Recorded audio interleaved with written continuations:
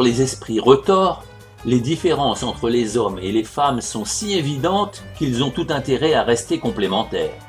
Et ce n'est pas parce que le beau sexe est discriminé que les féministes sont en droit de réclamer de l'égalité et de la parité, surtout à tort et à travers. Le sucre est plus sucré que le sel, et le sel est plus salé que le sucre. Ils sont à la fois différents et complémentaires, et personne n'a l'idée saugrenue de chercher à en modifier les propriétés pour les rendre identiques. Il est tout aussi absurde d'opposer les hommes et les femmes en termes de supériorité et d'infériorité en faisant abstraction de leurs différences physiques et psychologiques. Pour preuve, il ne se trouve aucune sportive de haut niveau, surpassant pourtant nombre d'hommes dans des disciplines exigeant force et endurance, pour souhaiter rallier les compétitions masculines et concourir avec leurs champions. Depuis les temps les plus reculés, sans doute à cause de leur disposition naturelle et réciproque, il a incombé à l'homme de protéger et d'assurer la subsistance de sa famille et à sa compagne d'élever les enfants. L'islam est bien souvent considéré comme rétrograde en la matière, mais curieusement, le Coran se révèle plus libéral que la Bible. Non seulement il n'y aura pas de règles précises sur la répartition des tâches au sein du domicile conjugal, mais les femmes auront toute latitude, en respectant la bienséance, d'exercer des responsabilités dans de nombreux domaines professionnels et politiques. Ainsi, après la mort du prophète sallallahu alayhi wa sallam, son épouse Aïcha délivrait-elle des consultations juridiques sur différents sujets.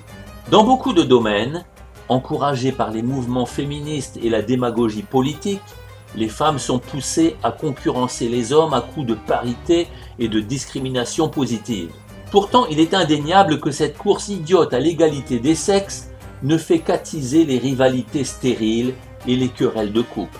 Et pour les meufs, la partie est loin d'être gagnée, car elles devront prodiguer encore beaucoup d'efforts avant de pouvoir s'affranchir des dinettes et poupées versus camions de pompiers et pistolets de leur enfance, et d'échapper aux stéréotypes maquillage et régime versus footing et musculation. Alors que les parlements modernes s'emploient de plus en plus activement à gommer le caractère délictueux et immoral de l'homosexualité, les religions persévèrent à la considérer contre nature.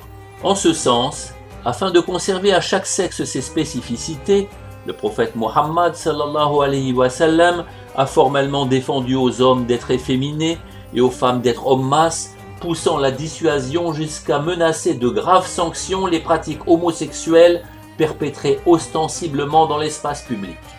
L'islam insiste fortement sur le bon traitement à accorder aux femmes, en recommandant d'être conciliant envers leurs faiblesses. Il juge méprisable l'égoïsme et la brutalité des machos et encourage au contraire les délicates attentions envers le sexe faible. L'excès est mauvais en tout, autant dans le machisme de ceux qui profitent de leur force pour avilir leurs compagnes, que dans le féminisme outrancier qui pousse celle-ci à l'irraisonnable et à la provocation. L'équilibre familial reposera donc sur les efforts de chacun à rechercher une véritable complémentarité en faisant fi d'une égalité complètement utopique.